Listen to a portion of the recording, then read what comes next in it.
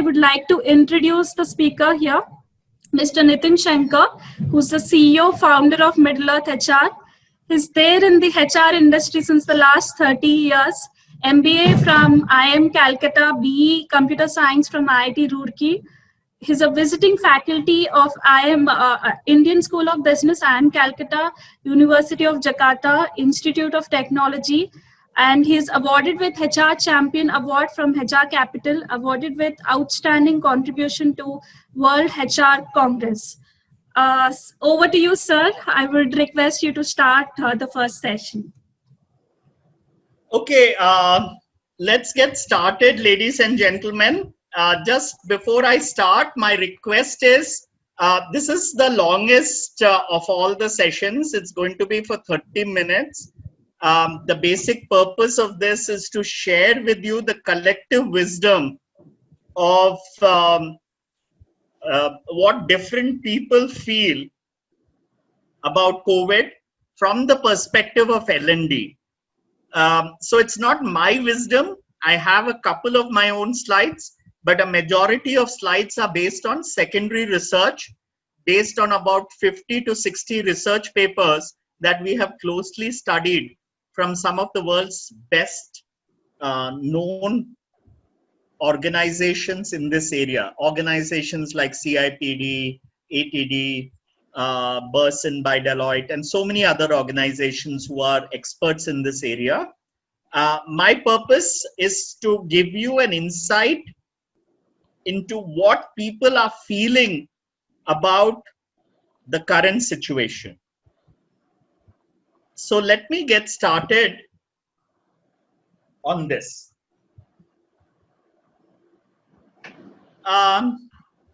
Using the lamp metaphor, as it was started with Gandhiji's famous quotation. Let me add another quote.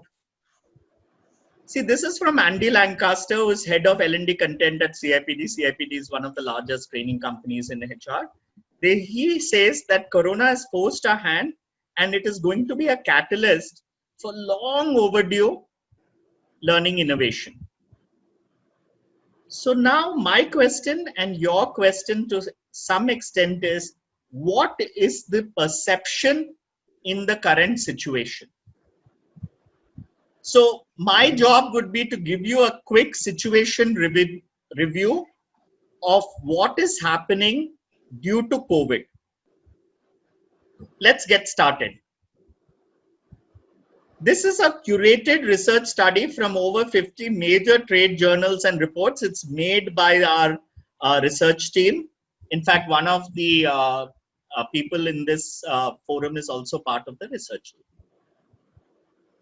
I'm going to focus on 4 basic thoughts. What is the current L&D situation? What is the emerging technologies which are coming up? What are the new competencies which business requires, as well as what is required by the L&D community? So competencies from what we are going to train people on and competencies on which we are going to get trained. So L&D has to play the dual role, upskill itself as well as train others. And then finally, what should be our L&D planning during COVID? So let's get started with the first of our areas, which is what is the L&D situation. So what's the current L&D situation? First, let's look at what is happening throughout the world. Flexible workplace policy has been implemented in most of the companies. You can see that Germany is the largest in terms of percentage. 80% of people in Germany are working from home currently. This number starts coming down as we are going to other countries. And where is India here? You can see India here. And Excuse me, India's are you sharing a slide? I think you need to be. Am I not seeing it? okay. It's visible Um, actually. it's Flexible workspace is visible.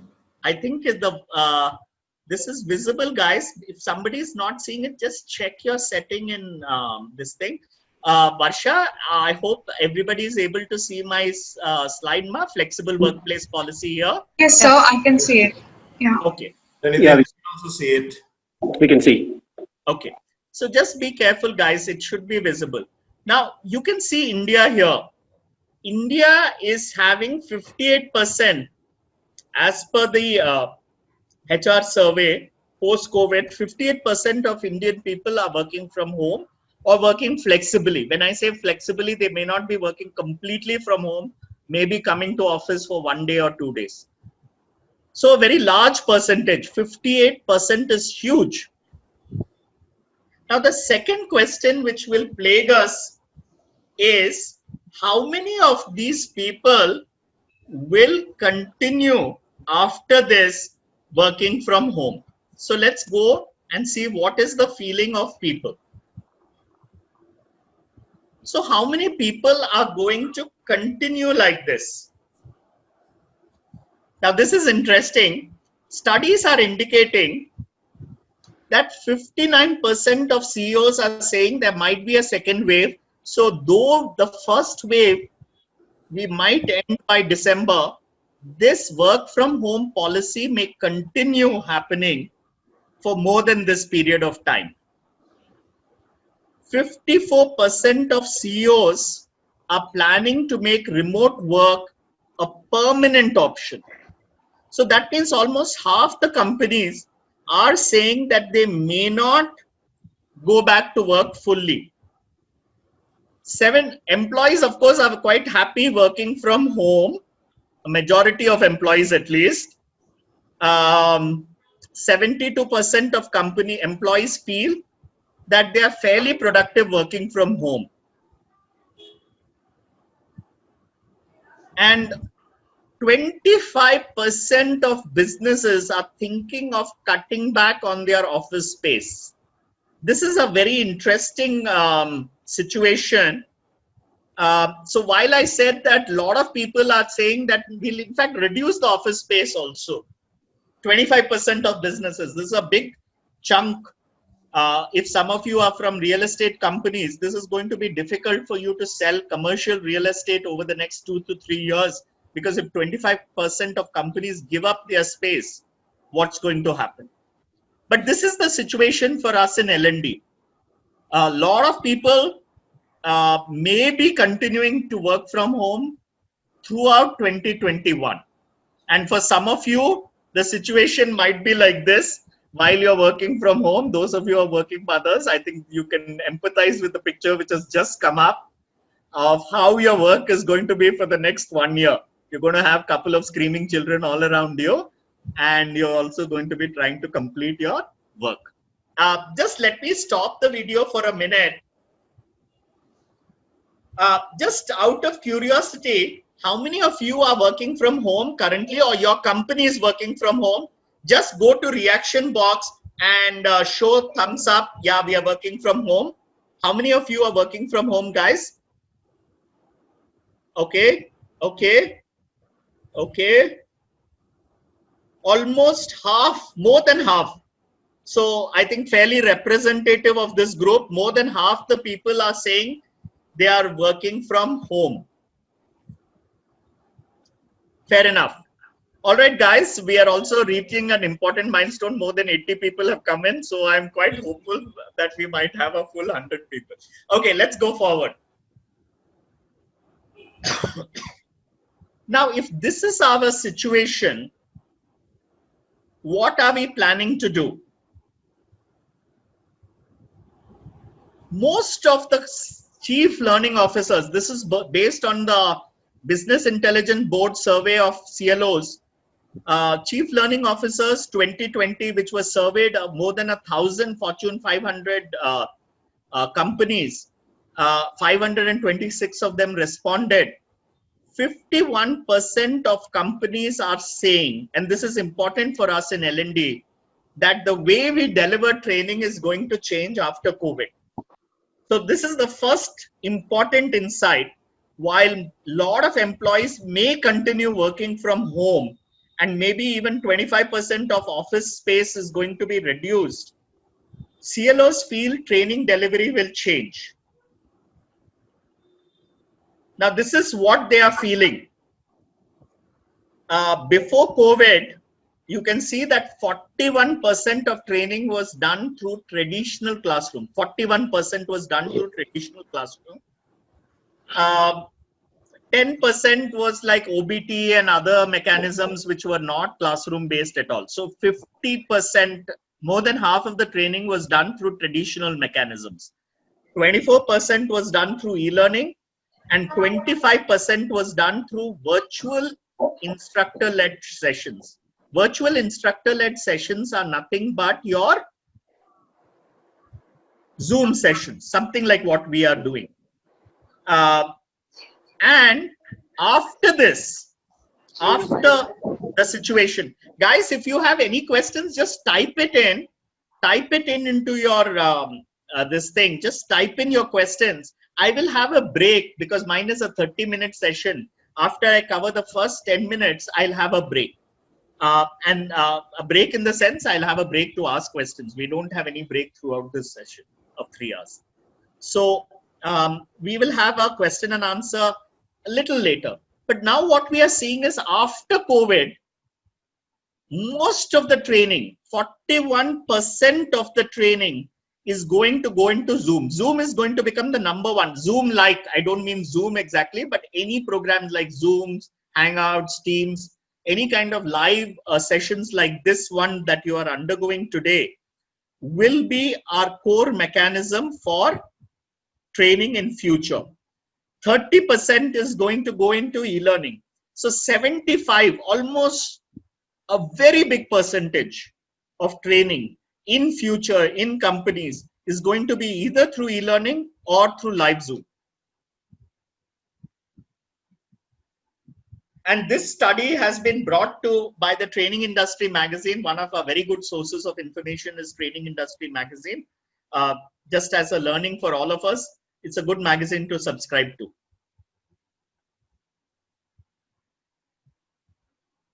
Then,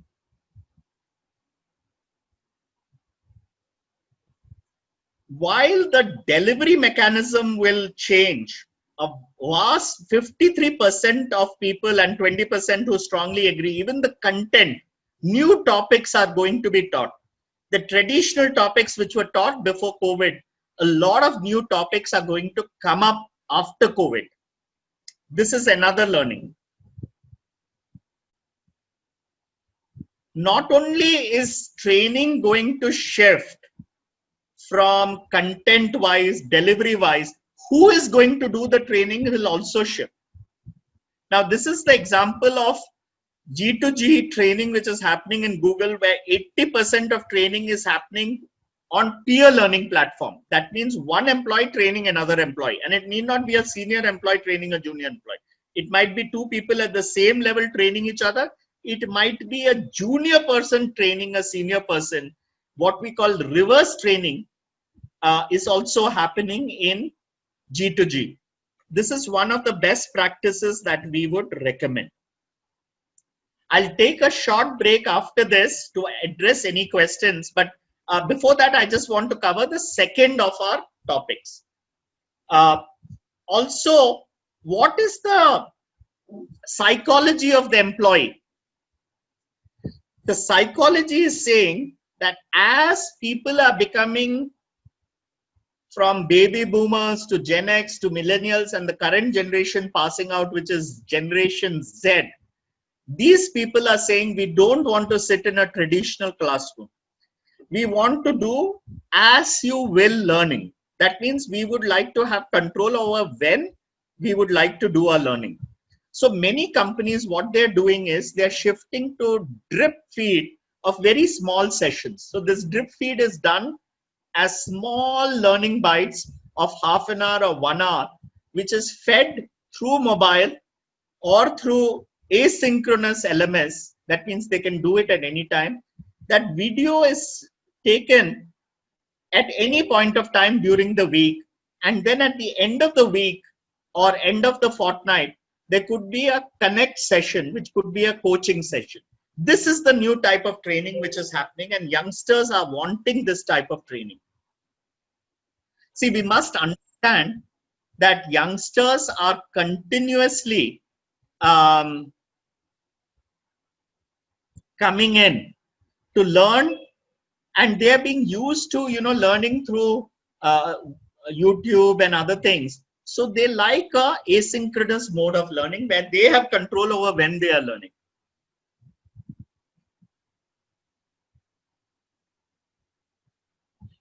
The final thing which I want to talk to you about the current situation is, despite all the gloom, training budgets are going up. A lot of the CLOs of good companies are feeling that as the business changes,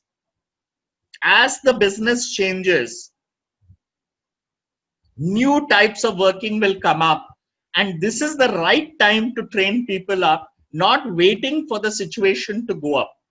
So this is what they're saying, that the budgets for training are going to go up, and more training is required, not less. I'll just cover emerging technologies briefly before having a Q&A break. Emerging technologies which we are seeing are fairly obvious.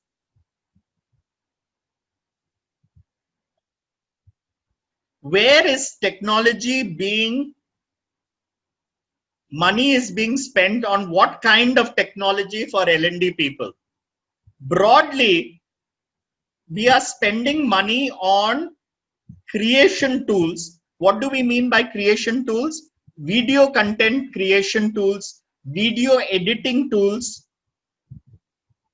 and creating things like animation, whiteboard videos, lightboard videos, investment in powerful cameras. Of course, the most basic tool still remains PowerPoint, and associated tools like PowerPoint, which are like Vimeo or Canva. All these are helping us create content. Then we have putting the content together and kind of connecting the connect. So if you have a video and a presentation, you have to connect it together. If you have two videos playing, you need to connect it together. And that's where we use tools like authoring tools like Camtasia, Articulate, Captivate, etc. Then once you have these authoring tools working, you need to deliver the software.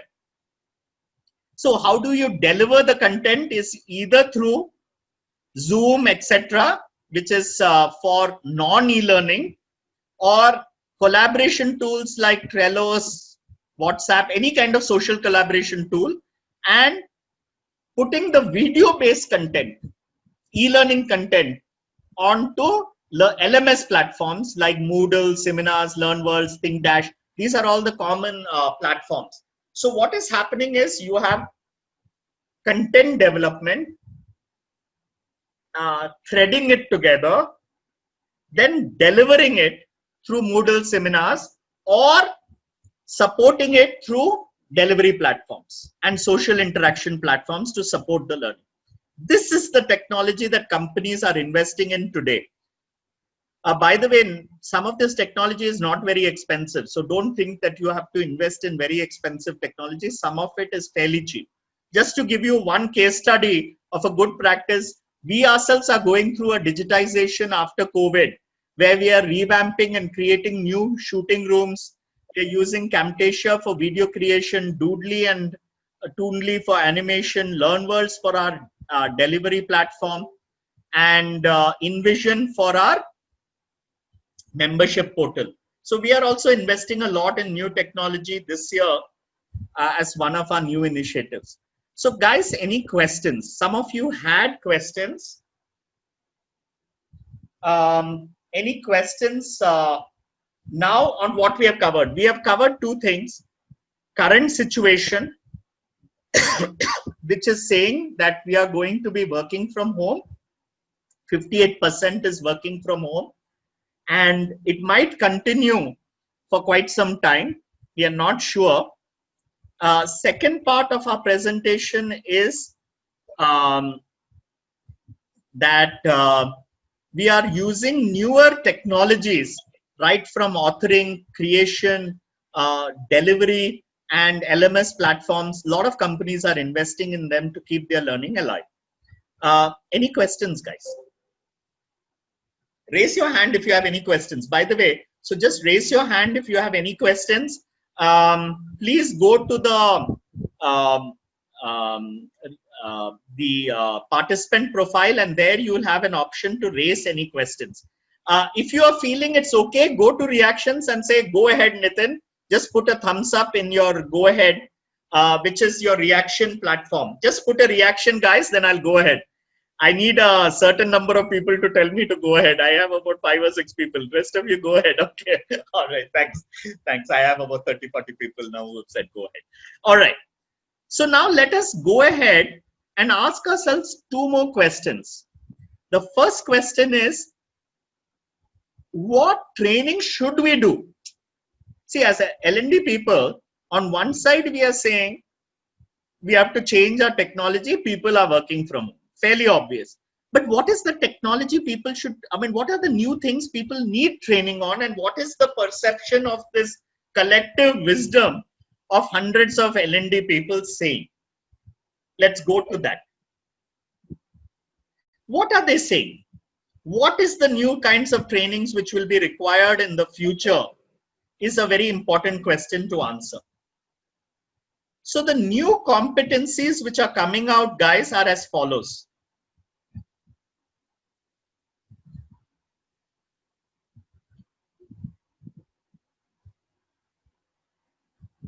Managers who are working under remote situations are asking for more programs for team cohesiveness.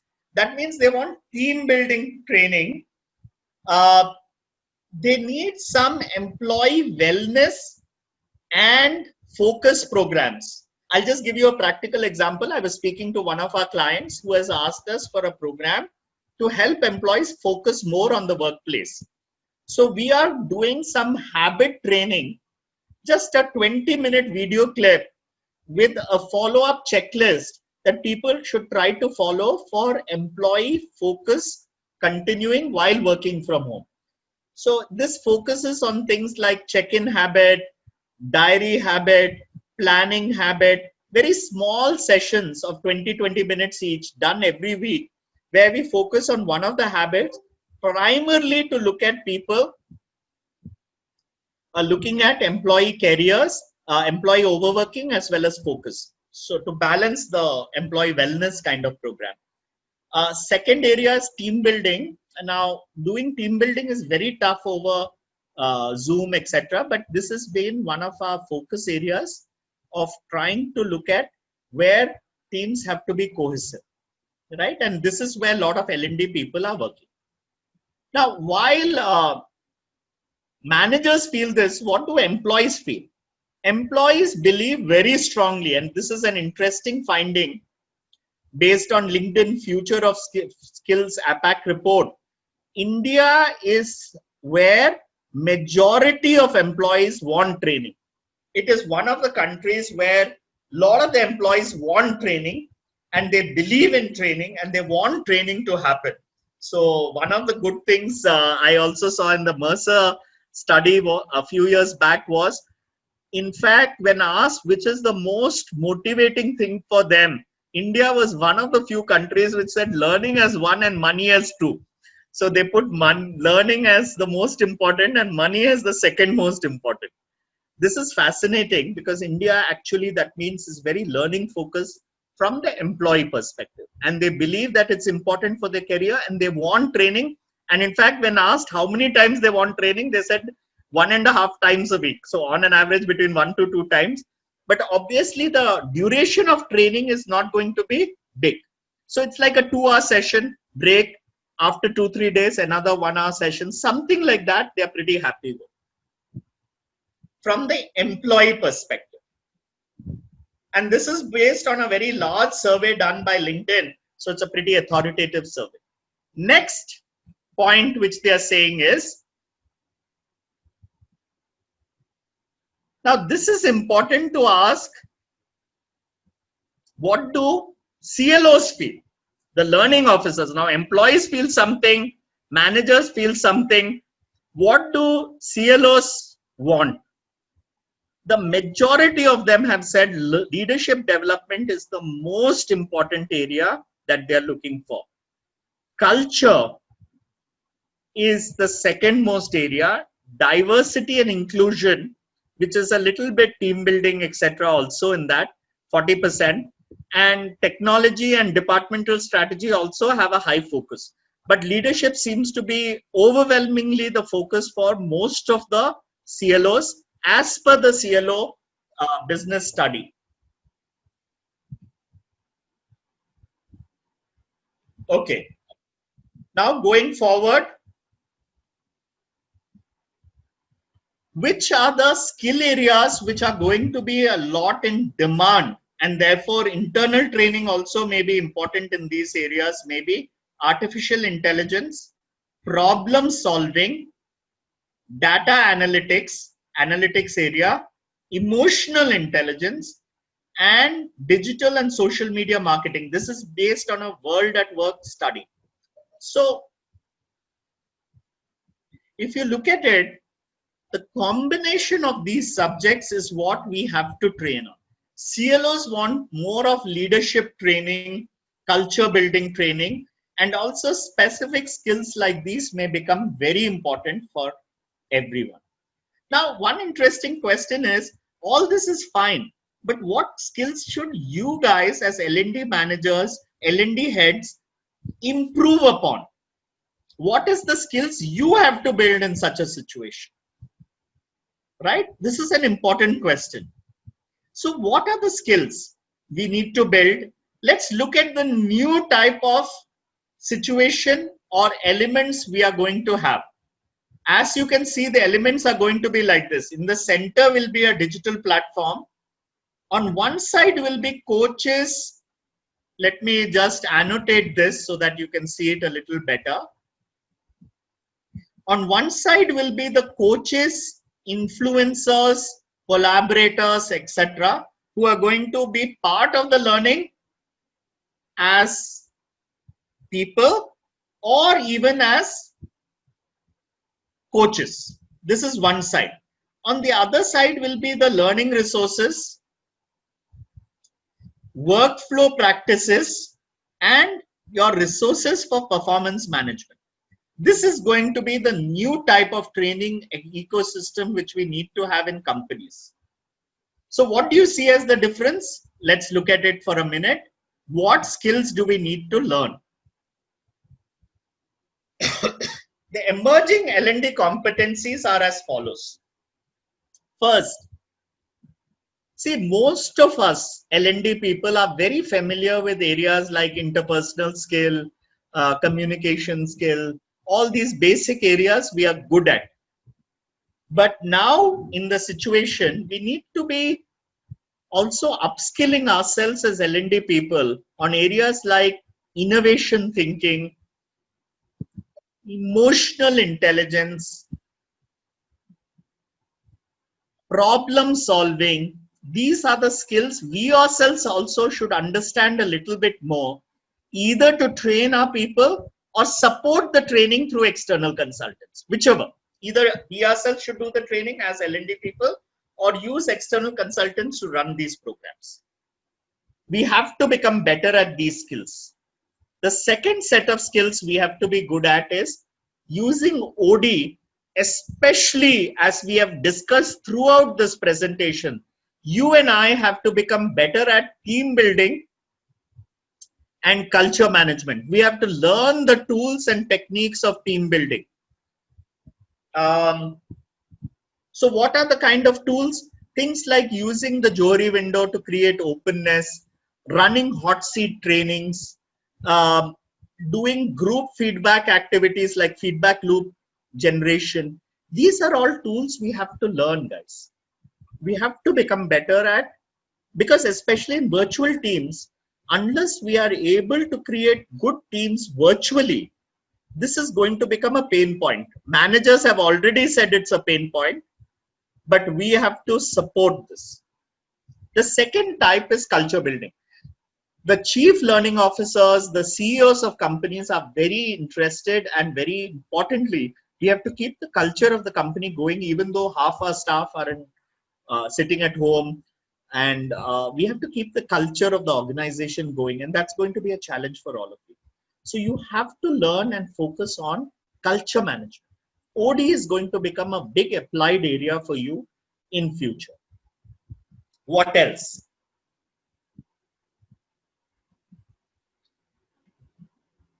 Now, while this is important, you also are going to need more understanding of blended learning, a better understanding of coaching, a better understanding of online teaching. See, teaching is one thing, online teaching is also important. Online designing, not only designing, but also online designing. You have to become better at this as L&D professionals. Then going forward, obviously the technology you have to become a little better at. At least you should understand how an authoring system works, how an LMS works, how a social collaboration tool works, how a delivery platform works, and you have to be good at all these things. We have already discussed this in technology. So some of those technologies you have to master. And finally, you have to become good at performance management and analytics, because this is going to be part of the new ecosystem. More data, more control, because now you can get so much of data about how many people have attended the program. You can have visually how many people were there. You can have online tests. You can collect a lot of data, but you also have to link it to performance management. So this is what the L&D competencies are emerging. Interestingly, I just mapped it to Middle-earth's own programs. Whatever we marked in blue, we already have programs, and whatever we have marked in red, Middle-earth already has a program. I'm not trying to sell you Middle-earth's programs, but just to tell you that on all the blue areas, we have already developed programs. Okay. Lastly, and this is going to be my last set of slides. I think I'm more or less on time of 30 minutes. How is L&D going to be, and how do we plan? Now, the planning, what the suggestion is, currently the statistic is that 34% have a plan, 31% have a plan, but they're not confident. 26% are still thinking of a plan, and 9% are still waking up and saying, "Acha, COVID ho gaya, kya karna hai abhi?" So this is the current situation as per training industry. Finally, what are the 7 sets that we have to focus on as L&D professionals? The first thing is identify what your business is going to look like in future, and what skills people will need as the business recovery happens. So over the next 4-5 months, we are going to go through a business recovery. What situations will happen? Identify those skills, build your employee skills, and we have given some indication as to what L&D people feel are the critical employee skills. Create a tailored journey, and please try to modify your content for a wide variety. So you have to build blended training, including e-learning, including Zoom training, including maybe instructor-led training in the future, maybe looking at other options. Build a wide variety of platforms for delivery. Then test each of these platforms and then build. L&D people should work like a small company, and obviously try to protect your L&D budgets.